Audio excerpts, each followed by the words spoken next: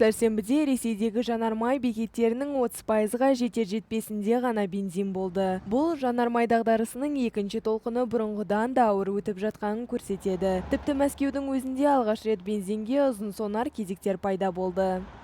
Өткен сенбідегі жағдай бойынша елдің барлық дерлік аймағында шектеулер енгізілді. Бір адамға босатылатын отын көлемі азайтылып, QR-код арқылы тарату және көлік нөмірінің жұптақтығына қарай жанармай құю жүйелері қолданысқа енді.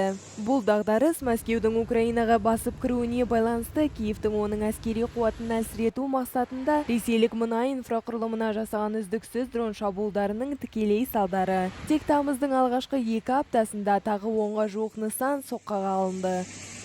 Шілденің аяғында тапшылықты аса қауіпті емес деген Путин сәрсенбіде де шабуылдардан шығын барын мойындап, салдары қауіпті еместігін айтты.